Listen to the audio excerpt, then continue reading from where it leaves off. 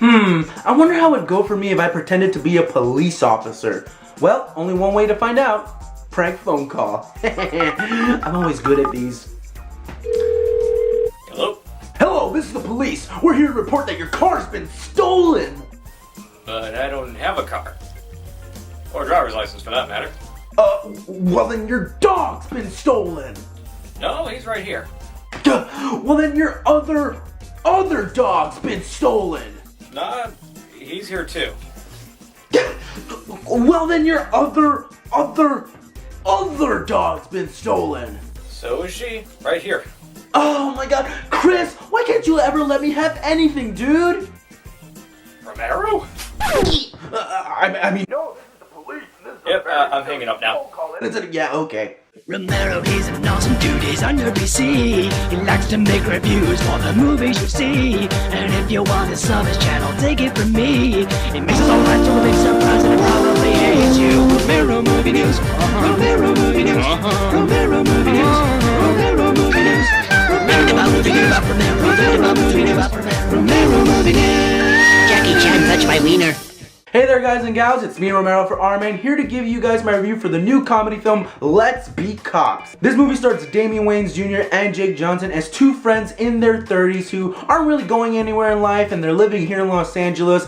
And one night after a masquerade party, as they're wearing police officer uniforms, they get mistaken for actual police officers. And from then on out, it's basically them taking it each day, trying to see how far they can take this little charade, and they get enveloped in drug smuggling and weapons and mafia stuff, and all this crazy ridiculous stuff starts happening to them. Now when approaching this movie, I wasn't really expecting much because the first trailer didn't do anything for me, but the second red band trailer actually piqued my interest a tad. So when I went into this movie, I was expecting just to at least have a good time and enjoy myself and at least laugh a little bit. And oh boy, was going in with that mindset a blessing in disguise, because this movie was hilarious. And I think that's all due to the fact, the chemistry that both Damon Wayans Jr. and Jake Johnson have from the show New Girls, and it definitely was seen here in their first ever feature film together. These guys knew each other's comedic timing,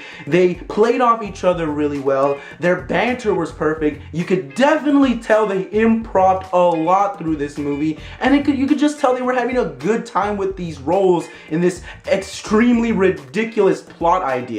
I also gotta give it off to my man Jake Johnson, because I think he stole the show in this movie for me. He had one of the most, or perhaps all of the most funniest scenes, especially in the commencement of the movie with that whole herpes commercial deal that you see at the beginning of the trailer.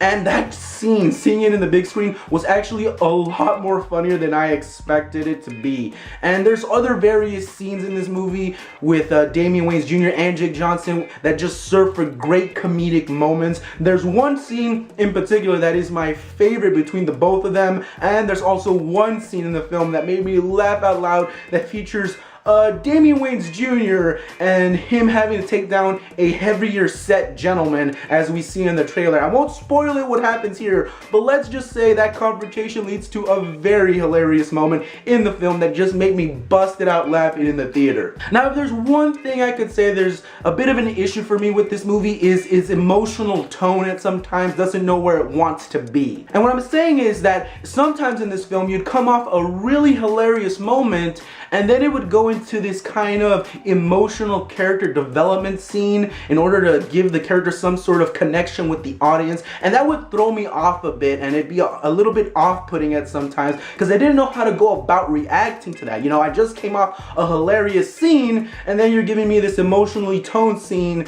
and I'm not sure how to go about it. I mean, sometimes I would sit in my theater seat going like this.